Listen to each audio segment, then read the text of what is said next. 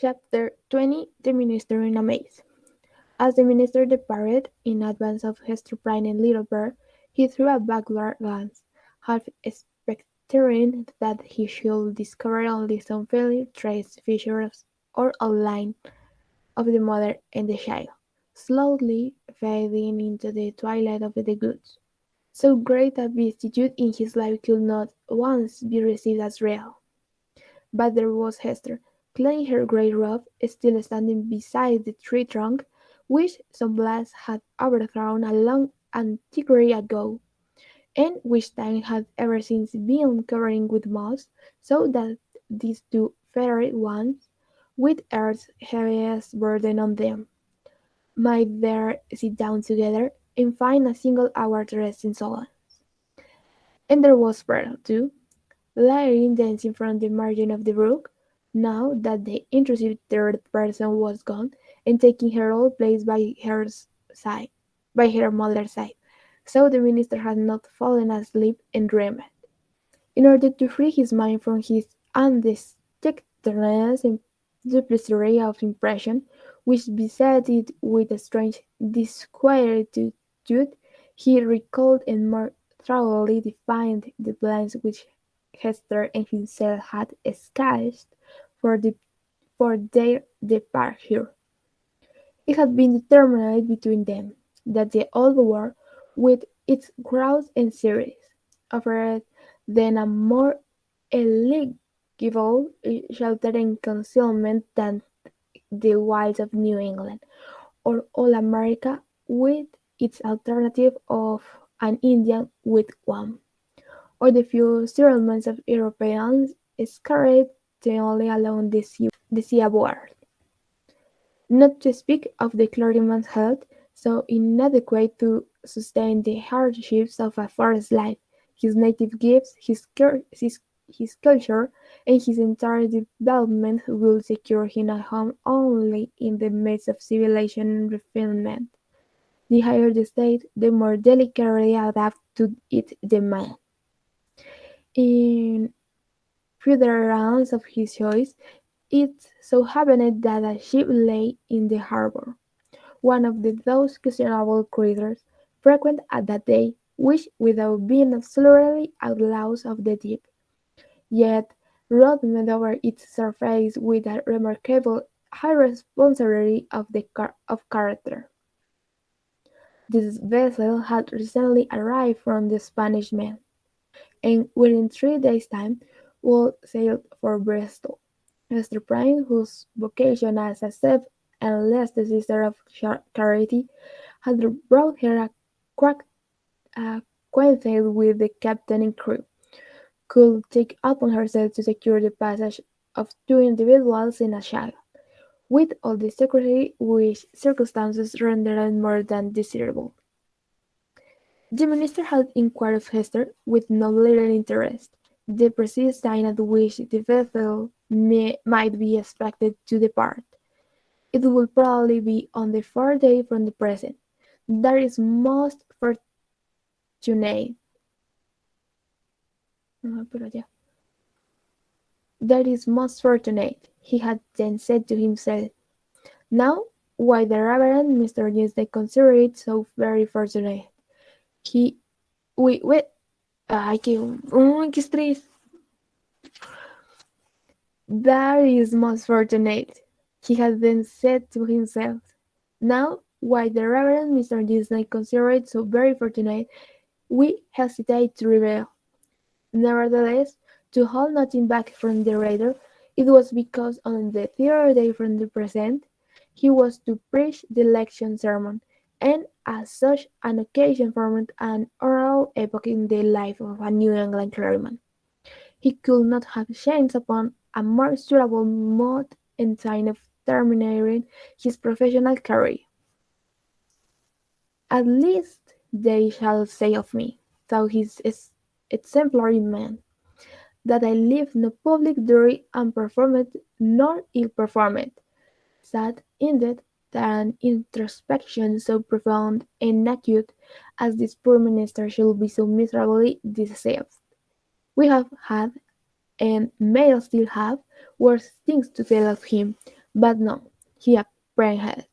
So pretty weak, no evidence at once so sad and irrefragable of a subtle disease that had long since begun to eat into the real substance of his character. No man, for any considerable period, can wear one face to himself and another to the multitude without finally getting bewildered as to which may be the truth. The excitement of Mr. Dinsley's feelings as he returned from his interview with Hester lent him unexceptional physical energy and hurried him onward at a rapid pace. The pathway among the woods seemed wilder, more uncouth with its rude natural obstacles, and less trodden by the foot of man, than he remembered on his outward journey.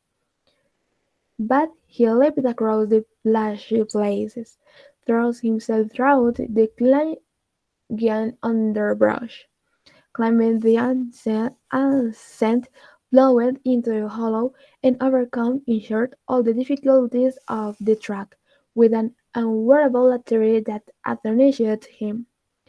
He could not but recall how feebly, and with what frequent pauses for breath, he had toiled over the same ground only 2 days before. As he drew near the town he took an impression of change from the series of familiar objects that presented themselves. It seemed not yesterday, not one nor two, but many years, or even years ago, since he had encountered them. There indeed was each former trace of the street as he remembered it, and all the peculiarities of the houses, with the multitude of the glazed peaks, and a wide haircut at every point where his memory suggested one. Not the less, however, came this importunately obtrusive sense of shame. The same was true as regarded the acquaintances one he met, and all the well-known shapes of human life about the little town. They looked neither older nor younger now; the beards of the aged were no whiter, nor could the creeping babe yesterday walk on his feet today. It was impossible to describe in what respect they differed from the individuals on whom he had so recently bestowed a parting glance, and yet the minister's dearest sense seemed to inform him of their mutuality. A similar impression struck him most remarkably as he passed under the walls of his own church.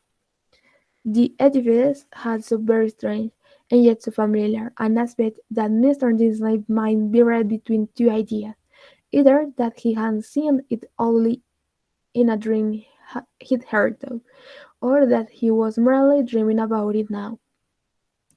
This phenomenon, in the various shapes which it assumed, indicated no external change, but so sudden and important a change in the spectator of familiar scenes, that the intervening space of a single day had operated on his consciousness, like the lapse of years.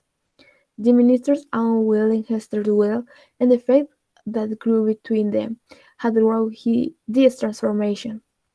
It was the same thought as Heather heretofore, but the same minister returned not from the forest.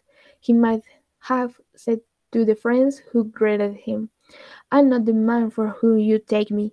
I left him yonder in the forest, withdrawn into secret dell by a mossy tree trunk, and near a melancholic brook. Go, seek your minister, and see if his emaciated figure, his thin cheek, his white, heavy, pain-wrinkled brow, be not flung down there like a cast-off garment. His friends, no doubt, will still have instead with him, "Thou art thyself the man," but the error would have been their own, not his. Before Mr. Disney reached home, his inner man gave him other evidence of revolution in the sphere of thought and feeling. In truth, nothing short of a total change of dynasty and moral code in that entire kingdom was adequate to account for the impulse is now communicated to the infortunate and startled minister.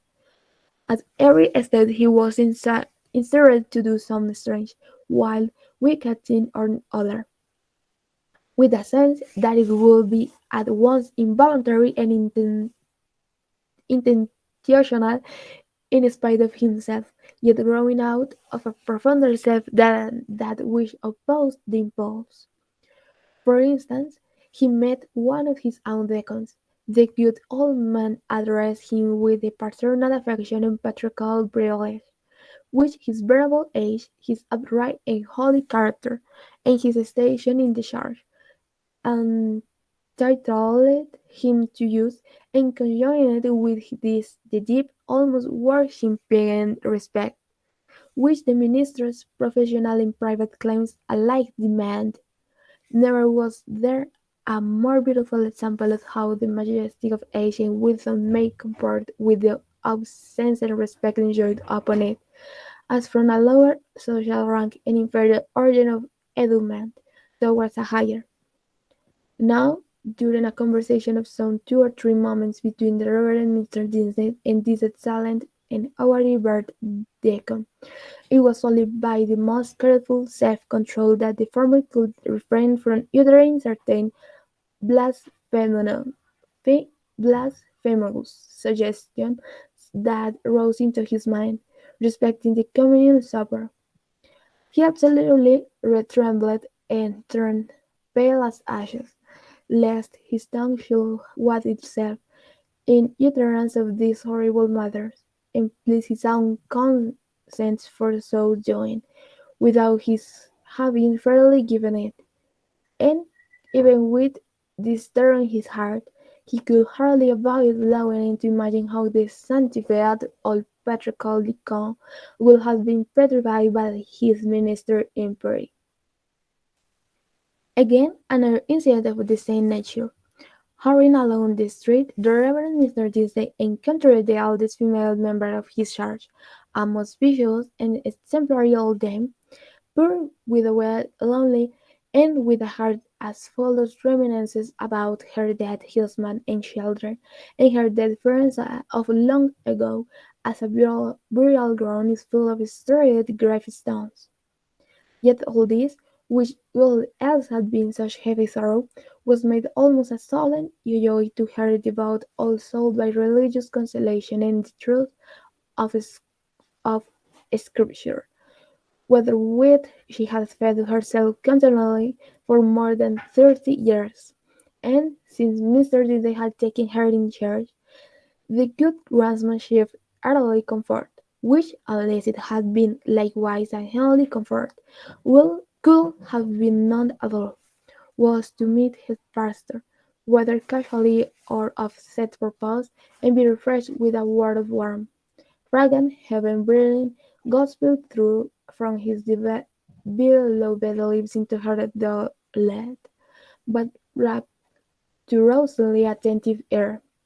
But on this occasion, up to the moment of pouring his lips to the old woman's ear, but Mr. Dinsmore, as the great enemy of Saul's good habit, could recall no text of Scripture, nor aught else except a brief, very and as it then appeared to him, an unanswerable argument against the immortality of the human soul. The instilment thereof into her mind would probably have caused this aged sister to drop down dead at once as by the effect of an intensive poisonous infusion. What he really did whisper, the minister could never afterwards recall it.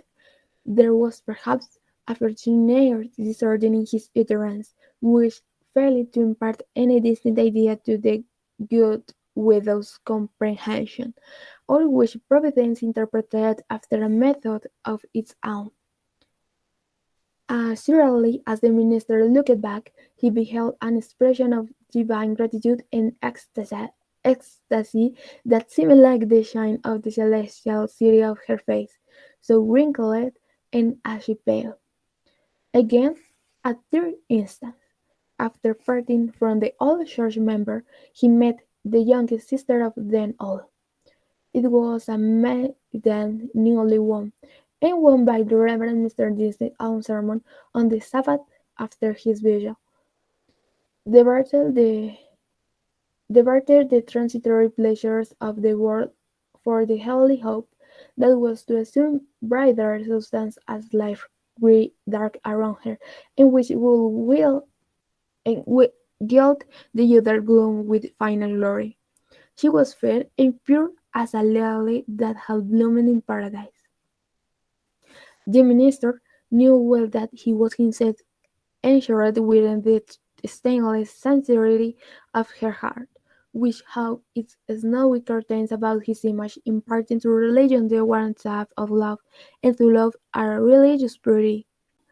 Satan that afternoon had thoroughly led the poor young girl away from her mother's side, and thrown her into the pathway of this sorely tempted or, shall we not rather say, this lost and desperate man? As she drew nigh, the arch-fiend whispered him to condense into small compass and drop it into her tender bosom a germ of evil that will be sure to blossom darkly soon, and bear black fruit betimes. Such was his sense of power over this virgin soul, trusting him as she did, that the minister felt bound to blind all the fault of innocence with but one wicked look, and develop all its opposite with but a word. So, with a milder struggle that he had yet sustained, he held his Geneva cloak before his face, and hurried onward, making no sign of recognition, and leaving the young sister to digest his rudeness as she might. She ransacked her conscience, which was full of harmless little matters like her pocket or her work-bag, and took herself to task, poor thing, for 1,000 imaginary faults, and went about her household duties with sullen eyelids the next morning. Before the minister had time to celebrate his victory over his last temptation, he was conscious of another impulse, more ludicrous and almost as horrible. It was, he blushed to tell it was to stop short in the road, and teach some very wicked words to a knot of little Puritan children who were playing there, and had but just begun to talk. Denying himself this freak as unworthy of his class, he met a drunken seaman, one of the ship's crew from the Spanish Main, and here, since he had so valiantly forborne all other wickedness, poor Mr. Disney longed, at least, to shake hands with the third black ward, and recreate himself with a few improper jests such as dissolute sailors so abound, with a volley of good, round, soul satisfactory, and heaven defining out.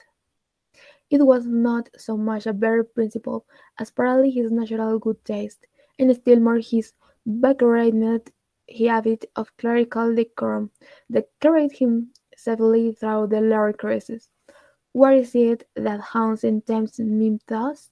cried the minister to himself, at length pausing in the street, and striking his hand against his forehead.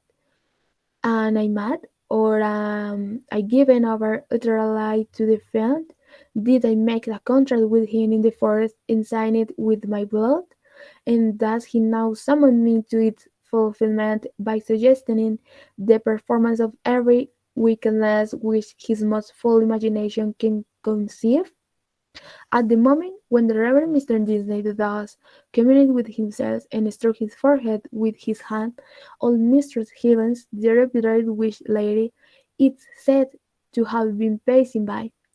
She made a very grand appearance, having on a high head dress, a rich gown of velvet, and a ruff done up with the famous yellow stars, of which Anton, her especial friend, had told her the secret before this last good lady had been aged for Sir Thomas Avery's murder. Whether the witch had read the minister's thoughts or no, she came to a full stop, looked sharply into his face, smiled crabbily, and thought little given to converse with clergymen, began a conversation. "So, reverend sir, you have made a visit into the forest," observed the witch lady, nodding her high head dress at him. "The next time, I pray you to allow me only a fair warning, and I shall be proud to bear you company, without taking overmuch upon myself. My good word will go far towards gaining any strange gentleman a fair reception from yonder potentate you want of."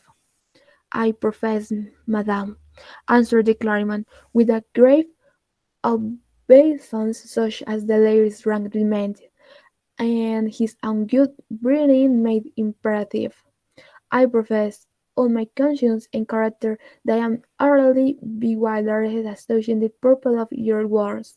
I went not into the forest to seek a potentate, neither do I, at any future time, design a visit thither, with a view to gaining the favour of such personage.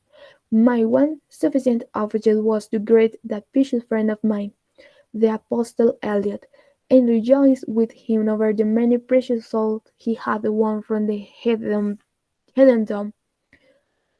"Ha, ha, ha!" cackled the old witch lady, still nodding her high head dress at the minister. "Well, well, we must needs talk thus in the daytime. You carried it off like an old hand, but at midnight, and in the forest, we shall have other talk together." She passed on with her age stateliness, but often turning it back her head and smiling at him, like one willing to recognize a secret intimacy of connection. "Have I then sold myself," thought the minister, "to a faint one? If men say true, this yellow starched and velvet old hag has chosen for her prince and master the Christian minister. He had met a bargain very like it. Tempted by a dream of happiness, he had yielded himself with deliberate choice, as he had never done before, to what he knew was deadly sin. And the infection poison of that sin had been thus rapidly diffused throughout his moral system.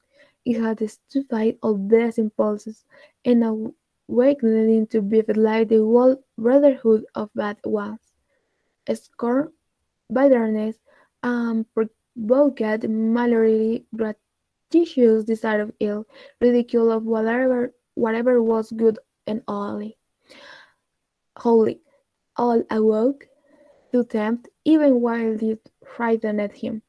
And his encounter with old Mistress Hewens, if it were a real incident, did but show his sympathy and fellowship with wicked mortals in the world of perverted spirits. He had by this time reached his dwelling on the edge of the burial ground, and hastening up the stairs, took refuge in his study. The minister was glad to have reached his shelter without first betraying himself to the world by any of those strange and wicked eccentricities to which he had been continually impelled while passing through the streets. He entered the customary room, and looked around him on its books, its windows, its fireplace, and the tapestried comfort of the walls, with the same perception of the strangeness that had haunted him throughout his walk from the forest dell into the town, and thitherward. Here he had started and ridden, here gone through fast and beagle, and come forth half alive, here striven to pray, here born 100,000 agonies. There was the Bible, and its rich old Hebrew, with Moses and the prophets speaking to him, and God's voice throughout all. There, on the table, with the inky pen beside it, was an affectionate sermon, with a sentence broken in the midst where his thoughts had ceased to gush upon the page 2 days before. He knew that it was himself, the thin and white-cheeked minister, who had done and separated these things, and writing thus referring to the election sermon, but he seemed to stand apart and eye his former self with scornful, peering but half envious curiosity. That self was gone. Another man had returned out of the forest, a wiser one, with a knowledge of hidden mysteries which the simplicity of the former never could have reached. A weird kind of knowledge that, while occupied with this reflection, a knock came at the door of the study, and the minister said, "Come in," not wholly devoid of the idea that he might behold an evil spirit. And so he did. It was old Roger Shillingworth that entered. The minister stood white and speechless, with one hand on the Hebrew Scriptures, and the other spread upon his breast. "Welcome home, reverend sir," said the physician. "And how find you that godly man, the Apostle Eliot? But methinks, dear thing, you look pale, as if the travel through the wilderness had been too sorry for you. Will not my aid be requisite your to put you in heart and strength to preach your elation sermon?" "Nay, I think not so," rejoined the Reverend Mr. Disney. "My journey, and the sight of the holy apostle yonder, and the free air which I have read, have done me good. After so long confinement in my story, I think to need no more of your drugs, but my kind physician, good though they be, and administered by a friendly hand." All this time Roger Chillingworth was looking at the minister with the grave and intent regard of a physician toward his patient. But, in spite of his outward show, the latter was almost convinced of the old man's knowledge, or at least his confident suspicion with respect to his own interview with Hester Prynne. The physician knew, then, that in the minister's regard he was no longer a trusted friend, but his bitterest enemy. So much being known, it would appear natural that a part of it should be expressed. It is singular, however, how long a time often passes before words embody things, and with what security two persons, who choose to avoid a certain subject, may approach its very verge and retire without disturbing it.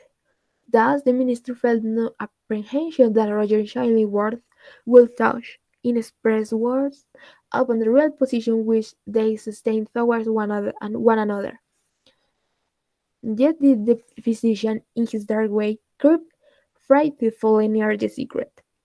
"Were it not better," said he, "that you used my pure skill tonight? Verily, dear sir, we must take pains to make you strong and vigorous for this occasion of the election discourse. The people look for the great things from you, apprehending that another year may come about, and find their pastor gone." "Yea, to another war," replied the minister, with piteous resignation. "Heaven grant it be a better one, for in good sooth I hardly think to tarry with my flock through the fleeting season of another year.